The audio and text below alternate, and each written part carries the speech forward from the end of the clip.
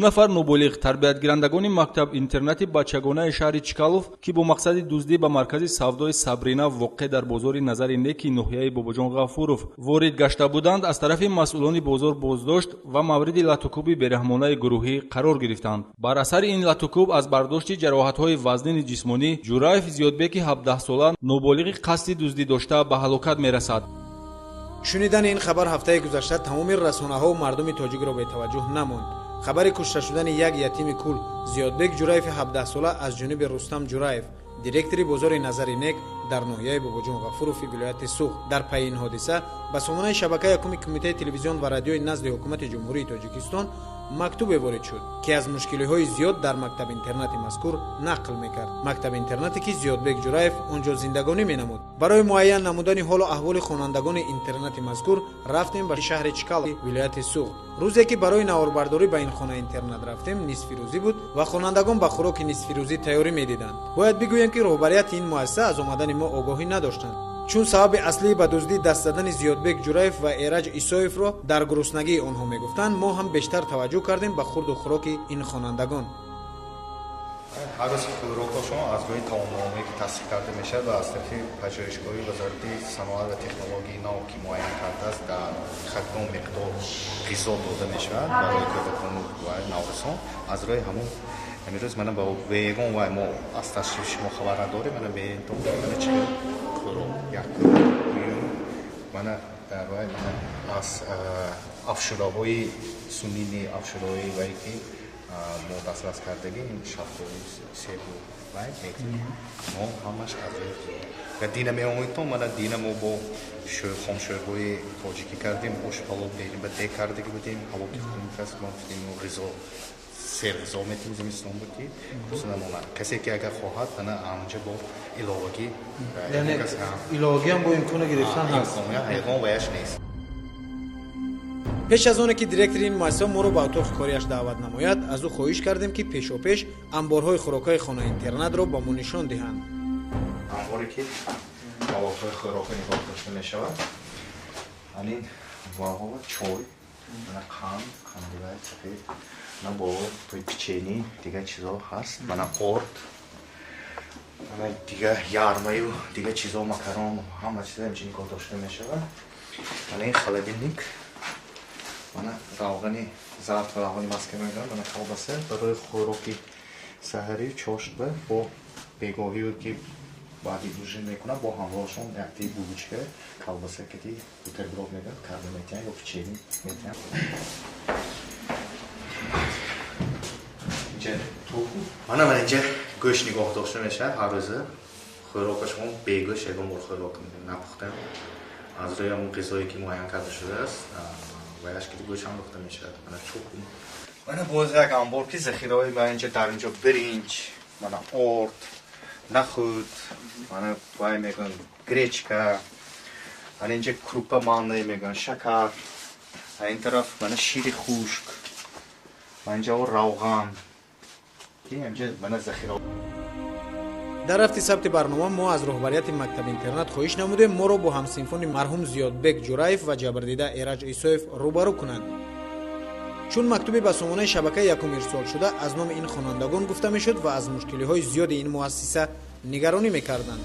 қабл аз оғози суҳбат мо аз директори ин муассиса Қаҳрамон Умедов хоҳиш намудем моро бо хонандагон танҳо гузоранд, то онҳо тавонанд аз мушкилиҳои худ нотарсона ҳарф зананд. пеш аз оне ки мактуби шикоятиро ба директор нишон диҳем, мо онро дар танҳоӣ бо хонандагон баррасӣ намудем, вале ғайричашмдош барои мо хонандагони ин муассиса далелҳои мактубро ба куллӣ ва шадидан рад карданд. мадамин вахи намешуд охи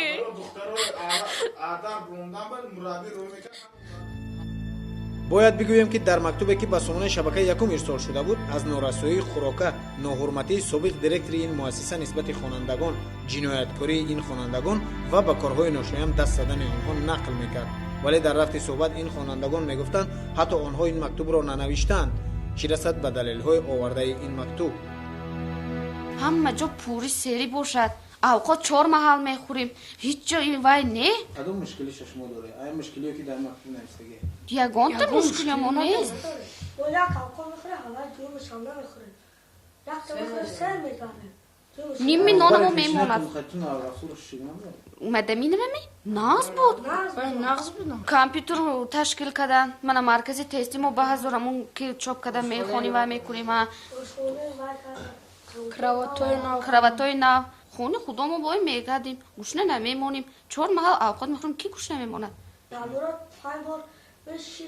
همین کانیکول ها 6 بار می 7 بار پدرک خودگی کیم کشته میگیرد هرچند خوانندگان از دیرکتری سابق خود گلناره محمدامینова به خوبی یاد میکردند ولی بعد حادثه مذکور گلناره محمدامینова که همگی 7 ماه در این مکتب اینترنت دیرکتری را به ذمه داشته است از کار آزاد و به جای او سابق معاون رئیس شهر چکال قهرمان امیدوف دیرکتر این مؤسسه تعیین شده است. متاسفانه در رفت ثبت برنامه با ما میسر نشد با سابق دیرکتر مکتب اینترنت گلناره محمدامینова صحبت نماییم. هرچند تا نزد بینایی که او زندگانی میکند رفتیم ولی او را در خانه‌اش پیدا نکردیم. اولین سوال ما هم به دیرکتری نو در مورد شرایط خورد و خوراک در این مؤسسه بود. که همین روز یک هفته شد که من تعیین شدم به وظیفه دیرکتری مکتب اینترنت. من همین رو گفتنی هستم که اوید به تامین خوراک مواد خوراک یگان تنقیصی ندارن. پیش از من آمدنم همین چخیلی که شما واقعی هستید همه انبارها پوری مواد خوراک ذخیره ها بسیار می باشند. در یک روز 3 مرتبه با خوراک غذای گرم تامین می باشند که با گوشت و دیگر چیزها از روی اون تامین‌نامه‌ای که تصدیق کرده شده از طرف وزارت صنعت و علم و پژوهشگاهی وزارت صنعت تعیین کرده است از روی همون به یگان کمبودی آن تامین کرده می شوند. یعنی امکان مثلا از گرسنگی رفتن به جنایت دست دادن خوانندگان این خیلی امکان نداره. این اشتباه می باشد. از گرسنگی برای آنکه اینجا گرسنه نمیمونند غیر از اینکه با 3 محل خوراک گرم تامین کرده شند با خوراک چاشت میگن این دادن با علاوه خوراک در وقتی خوراک شام میخورن همراهشون با یک بردگی نان یا بلوچک پیچینی با همراه کلباسه روغن زرد تخم داده میشود که این یگان خیلی معنا ندارد که از گرسنگی یا وای باشد. یگان خیلی تنقیصی نه از طرف خوراک نه از طرف پوشاک ندارن. تامینات به حد خوب میباشد با خوراک. وقتی که زیادبوگ و ایرج از جانب دیرکتری بزرگ نظری نیکو زیردستانش لطکوب شدند فرضیه اول به دزدی دست دادن آنها را از گرسنه بودنشان میگفتند ولی در یک صحبتی که ما با ایرج ایسویف یتیم دیگری که بعد لطکوب در بیمارخانه مرکزی شهر چکالف نگهداری میشود داشتیم او میگفت آنها برای آن گفتند گرسنه‌اند که از زیر مشت و لگد دیرکتر و زیردستانش خلاص شوند. ساعت یا 11 بود 11 نیمه بود مستر اومد با گفت که خورایتون گفته جان کرد بچه‌ها که خور رفتیم خوبم بود که زیاد بگم گفت که خی یک جا میریم گفت من گفتم کجا میریم یک کار دارم گفت بعد رفتیم گفت که این کارم وای نمی شد میبریم اینترنت بگفت بعد رفته سبدیم که مغازه همون روزگار دیده گفت که من همون میکشم گفت من همون میکشم گفت بعد رفت من در پیشی و پول گذرونک بانکمات دیگه بودم و رفته در با واسطی اتفیور که کشود بعد من اجازت که بیاد درو بعد همونجا درومدیم و اونجا روشن بود بعد کسی دیده گفت که همون کسی راو بینک پولش باشد من با گرون وارده تی گفت بعد رفتم که یکم پول کش با پول بوده گرفتم کشم اونده ما گیر گمگر گفت که اینه وای قلور انداست گفت بعد هردم رو شدیم بینم اونجا بس کلاد بوده یکتا درونی کلاد با دروندیم چیقه ایستادیم بعد یکتا قلور اونده داره کشید کشوده نشد بعد بود دیگر اودموی جیغزه بعد یکتا قلور گفت که همون درومه باشی به نقص برو مونته هیچ کار نمیکنیم گفت بعد مون ترسه نبروندیم بعد یکتا قلور یک مرده پرسید که بو گونجو در های میگفت بعد وای گفت که ها طرفی آشخونه های گفت من طرفی دری آشخونه بشتگی بودم زیاد بک طرفی دری مگزین بش ایستادگی بود بعد درک شدن که من در لبی داشتم یک بچه من کشید و زدن سر کرد بینم اگر زیاد بک در اونجا ششتگی از سرش خونم داشت اینی من از سرش خونم داشت بعد پرسیدن که شما یک جا من گفتن اینترنت بعد با اقارت کردن و بعد مونه راست موندن و بعد پیش وای برفتن و سوال دادن که تو اگجو روی چی دوزی دیگه نگر وای جواب نداد بعد همون حوجی устали почка гром сараш ба якта зад ки якташ мана мушкети зада галтунда буд задана сар кара бад ҳамон уҷи сараш ба зад ман ам чиқа задам бад ба даст чиқа хезам бина Зиёдбек да девол ро истода Зиёдбек ҳамин дидам девол ба вай шуди ки бад онда ду се бор занама кар нафас кашти барин ду бор карду бад як тамада гуфт ки рафта оби хунук биёртон ин ба чоштон худаш ба биёдин худаш ҷиндагӣ задост як тамада гомда зад якта почкати در همون حالتی که خون میرفت ایسترش اوندا با یخت زد پوچکاش با زیادبک خودش اون تو زمین بر روش شدمون خور رفته بعد خروسکشی سر کرد متاسفانه در رفت ثبت برنامه با ما میسر نشد. با رستم جورایف دیرکتری بزرگ نظر اینه که در این حادثه گمان بردانسته می شود صحبت نموییم. نامبرده این حال در بازداشتگاه شهر خوجند نگهداری می شود و مسئولین مقامات تفتیشاتی بنابر وارد نشدن خلل بر رفت تفتیشات واخوری ما را با او غیر امکان دانستند. تنها از پرکراتور ناحیه بابوجان غفوروف که نسبت این حادثه پرونده جنایتی شده است با ما نور یک لحظه اینه رستم جورایف را در جای حادثه پیشنهاد کردند. خفا کردی. همشون غلطی. خیلی غلطی داشت. من این کلاه داشتم کردی. بعد سالی پوچکاش تو بود. خیلی بود. من تو بود. ما دوشیت زدم. روش بزدید من. اول تورگاش بزدم. بعدی کالاش بردوش کالاش بزدم. کالاش بزدید من. در نوارهایی که از جانب وزارت کارهای داخلی پیشنهاد شده است رستم جورایف از عمل کرده خود اظهار پشیمانی نموده است. ما گمان کردیم که همین دوزای پروفسیونال آمدگی گفته همه کارهایی کردیم لیکن خدامای اداره کرده نتونستیم همه کسی زدیم همین کرداری کردگی ما پشیمان. هرچند رستم جورایف دعوا میکند که گمان کرده است آنها دزدان کسبی اند ولی میتوان کودکی را از دزد کسبی فرق نکرد. حتی زیادبک جورایف که در پشتش گوشت زیادتی دارد یا معیوب بوده است. حالا به نوار نگرید و واقعا ببینید که چه کسی بود زیادبک جورایف.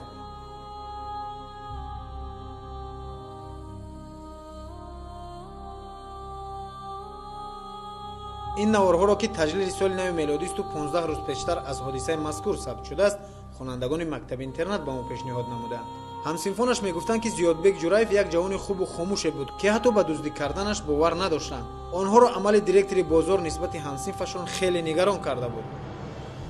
همین زیادبک ما همسنفش هم پرتش یگان بار من نشوندم که من دوزی میکند و خیلی گفته.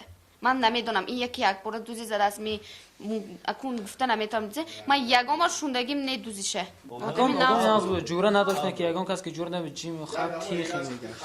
یک تیراش که یک میگشت ما خوب بودیم اصلاش در جوگا خوب بودیم ساعت 12 اصلاش سمینی شبانه بنده خبر گرفته بود همه بعد که ساعت 5 سر 6 سر بود در یک گروه خوب بودیم که دیرکتر اومدن گفتن نمیخه زیادبک مرد است. مثلا من دخترم فکر کنم در تخ خوبش برام دام جوگاش من خیلی نمیگفت که دوزی راستو زدن مرد است. یعنی شماش مثلا در تصور نداشته که زیادبک دزدی؟ ها این فابشه نمیدونستم مثلا دوزی رفته که من خودم فکر کنم در جوگی خوبش این کار شده. اصلا سمجمم رفتگی همون حاجی دید است که همین حاجی حج رفته چند بار عقلش کار نمیکرد که بچه خبرنده گوش نموندم گفت است راست گفت است اگه گیر 1 کیلو 2 کیلو سو قانت یگان 9 پوند گشته بعد رو دست اومده اینترنت که برده ملیسی به قبول شرط نوی گرفته زن بود اجرا اسپات کار گفت است که ما اینترنت گفتم مراجعت کار از دکلات کار از خودش گفت است که ماش تو مکتب اینترنت شرط نوی گشته زده تو کار تو همین درجه ورنه خاینش زدی دوش پلاغ اینش هم دوش پلاغ زنده خودمون کیم زیک زدن میخواد تو مردن بیاره. در نوارهایی که از جانب وزارت کارهای داخلی پیشنهاد شدند دیده می شود که کارمند خدمات بخطری بازار نظر نیک بابور یوسفوف از همه بیشتر در راه تکوب یتیمان دیرکتری بازار را گناهکار می‌داند. همزمان با گفته نامبرده بعد این حادثه رستم جورایف آنها را برای دادن معلومات‌های بردروغ هدایت نموده است. کدومی‌هاشون با زده آوردن همون جورایف رستم جورایف فقط جورایف رستم میزد. نبی جون دادر نبی جون و یا میزدن وقتی نه من کنم اینجا اومدم کو من اینجا سالگی بودم من گفتم که خیلی بود من خیلی قبلی سال بودم زده همینجا آوردم جورایف رستم خودش زده اینجا آوردن راست کردم رستم گفتم که جو که ما الترناتیو چیکالسکی بعد که ما گوشم موندم هم با التماس کرد چی گفت جواب کرد چی گفت نه التماس کرد و نزنه گفت و بچه این بچه که نزنه گفت خیلی زد زد خیلی زد زدم زدم پچکش رو غلط دیدم اینجا اینکه غلط دیدم اینجاش زدم اینجاش زد ها غلطی اوجی اینش هم زدم اینش هم غلط این بله من خیلی مزد من خیلی سرش که زد اصلا بعد از حادثه وجرستان جنگ گفتن که گویتون که کورت کتی حمله کرد کورت کتی حمله کرد بعد من زدم بعد من زدم کورت کتی هیچ حمله کرد ایشون خیلی آورده همینجا مونده هر روز زده کردن تولد کردن کی مقابله نشون نداد ایشون ба иттилои прокуратураи ноҳияи бобоҷон ғафуров айни ҳол нисбати 3 нафар дар пайи ин ҳодиса парвандаи ҷиноятӣ кушода шудааст ки метавонад тибқи ин модда муҷриминро ба муддати аз 12 то 20 сол равонаи зиндон намоянд. оиди ҳодисаи мазкур аз тарафи прокурори ноҳия нисбати ҷураев рустамҷон маҳмудович, файзиев аҳлиддин дадубоевич ва юсупов бобурҷон баҳодурович бо аломатҳои банди в қисми 3 моддаи 110 кодекси ҷиноятии ҷумҳурии тоҷикистон парвандаи ҷиноятӣ оғоз карда шуда аз рӯи тобиат барои таъмини тафтиши пешакӣ ба шӯъбаи вазорати корҳои дохилии ҷумҳурии тоҷикистон дар ноҳияи бобоҷон ғафуров парванда фиристонда мешавад. ин парвандаи ҷиноятӣ бевосита таҳти назорати прокурори вилоят ва ҳам прокурори генералии ҷумҳурии тоҷикистон қарор дорад. талаботи моддаи қисми 3 моддаи 112 мутобиқи талаботи кодекси ҷиноятии ҷумҳурии тоҷикистон маҳрумӣ аз озодӣ ба муҳлати аз 12 то 20 солро пешбинӣ мекунад. воқеан ҳам бояд барои ҳар ҷинояте ҷавоб гуфт ва барои ин ниҳодҳои махсус мавҷуд аст ва инсоне ҳақ надорад худсарона нафареро барои ҷиноят ҷазо бидиҳад. нафаронеро ки дар тоҷикистон аз пушти ин миллат дорои ҷамъ намуданд хуб аст ки ба ҷои ба ин ҳад расонидани маъюбе ё ятиме ба онҳо кӯмак мекарданд. ҷавоб додан ба ҷинояти як ятим бо чунин шева на рафтори мусалмонӣ аст ва на рафтори инсонӣ. ҳамон гуна ки аз наворҳои вазорати корҳои дохилӣ маълум аст, директори бозори назари нек рустам ҷураев иддао мекард ки аз амали кардааш пушаймон аст. агар воқеан ҳам рустам ҷураев бо ин ҳама дороияш аз карда пушаймон аст, пас чаро натавонистааст то имрӯз ба хонаводаи зиёдбек ҷураеви ҳалок шуда ё эраҷ исоеви дар беморхона буда кӯмаке намояд. аз ҷониби бозор маъмурияти бозор ягон кӯмакҳо шуд то ҳозир ё ки нисбати ҳамон нафари фавтида масалан дар ҷанозаш ягон кӯмакҳо карданд ё нисбати ин нафаре ки айни ҳол дар беморхона аст оё ягон дастгирӣ ё ҳадақал хабаргирӣ омаданд? ман дар давоми фаъолияти худам гуфта метавонам ки як ҳафта мана 7 рӯз шудааст ки ман ҳаминҷа фаъолият мебарам, лекин аз тарафи бозор ё ин ки аз тарафи хешовандони ваҳо оиди хабаргирӣ ё ин ки дастгирӣ кӯмаки моддӣ кардан ё хабаргирӣ дар беморхонае ки эраҷ исоев ки лат гирифта хоб рафтааст мушоҳида нашудааст. ҳоли наомадиам ман надидам. яъне аз ҷониби он нафароне ки айни ҳол мақомот онҳоро ҳамчун ҷавобгар медонад ҳеҷ дастгирии нисбати ин нафарони ҷабрдида нашудааст? пештараш гуфта наметавонам. дар давоми 7 рӯзе ки ман ҳаминҷа ҳастам, лекин ягон ман надидам. директори ин муассиса мегӯяд ҳолатҳое мешавад ки ҷавонони душвортарбияро низ ба ин муассиса меоранд ки мутаассифона тарбия кардани онҳо душвортар мешавад. ҳарчанд ҷавонони фаъол низ дар ин муассиса хеле зиёд будаанд. рафтори амин хонандагон чӣ гуна аст? рафторшон рафторҳои намунавӣ аст ё ки масалан душвортарбиянд? шояд аз онҷа як гуфтам мумкин аст ки дар мактаб интернат талабое ҳастанд ки бо баҳои хубу аъло рафторҳои хуб доранд. дар мусобиқаҳои варзишӣ, дар чорабиниҳои фарҳангӣ ҳам вилоятӣ ҳам ҷумҳуривӣ ҳам шаҳрӣ фаъолона иштирок мекунанд. ҳастанд ки ҳақиқатан ба ҳастанд ки талабаҳои душвортарбия ҳастанд ки онҳо аз тарафи шӯъбаҳои вазорати корҳои дохилӣ дастгир карда шуда, баъд падару модарашон аз ҳуқуқи падарию модарӣ маҳрум карда дар инҳо ҷой карда шуданд. онҳо ҳақиқатан баъзеҳошон душвортарбия мебошанд ки дар оилаи носолим ҳаёти носолим гузаронда дар инҷа омада баъзе амалҳое ки дар берун аз инҷа то омадан доштанд даст мезаданд. лекин онҳоро бо мо равоншинос дорем, бо онҳо кор мекунанд, муайян мекунанд ки ҳамин хел баҳо ки кор мекунанд. равоншиноса мо ҳаст, лекин асосан аксарияти талабаҳо фаъолона дар чорабиниҳо иштирок мекунанд. дар ҳар маҳфилҳо инҳо ягон набошад ки дар ягон маҳфил ягонашон иштирок накунанд. чӣ хеле ки мебинедон дар инҷо мана дар мусобиқаҳои байналмилалӣ, дар мусобиқаҳои ҷумҳурии вилояти шаҳрӣ иштирок карда соҳибони медалҳои дараҷаи 1, 2, 3 шуданд ва дипломҳо гирифтагӣ. инҳо ҳамашон дар инҷо машқ мекунанд. оид ба футбол, гӯштингирӣ, карате до, карате шикатан мегӯянд иштирок мекунанд. ба иттилои масъулин айни ҳол дар мактаби интернати мазкур 118 нафар зиндагонӣ мекунанд ки аксарияташон хешу ақрабо доранд. зиёдбеги марҳум ки ятими кул буд дар ин макон бо хоҳаронаш зиндагӣ мекард. баъди ин ҳодиса хешовандонаш хоҳарони зиёдбегро бурданд, вале кӣ медонад, шояд барои ҳамеша, чунки рӯзи сабти барномаи мо аксари зиёди хонандагон дар таътили зимистона буданд. аз оне ки хонандагони ин мактаби интернат мушкилие аз хӯрданию пӯшиданӣ надоранду даст ба корҳои характери ҷиноятӣ дошта мезананд, айби волидону хешовандони онҳо низ ҳаст. агар ҳадиақал хешу ақрабои онҳо барои дидорбинияшон моҳе як маротиба меомаданд, шояд ин кӯдакон худро он қадар танҳову нодаркорӣ намедиданд. мо низ барномаи худро бо пешниҳоди шеъре дар васфи модар аз ҷониби як хонандаи рӯсзабони мактаб интернати шаҳри чкалов хотима медиҳем. кош волидону хешовандони ин кӯдакон фаромӯш накунанд ки дар ин макон як ҷигарбанди онҳо интизори онҳоянд. ҷон модарам, ман бар ту имон оварам. ای کاش باشی هر کجا، عمر سلامت بر سرم. خواهم که در آغوش تو باری دیگر کودک شوم، باری دیگر با طیب خوش بر خواب طفلیم روم. از نو به لفظی کودکی در پیش تو خوانم سرود، چیلان بچینم بهر تو در طاقی نقشین خود. با سله بابای خویش از نو سرافرازی کنم، خواهم چه کودک با همه بازی کنم. اما منم اکنون کلام بر دوش باری جستجو، بس دور رفتم از برات با راه های آرزو. جان مادرم، هر قدر می یابم کمال، بر چشم تو چون کودکم من بی سوال و بی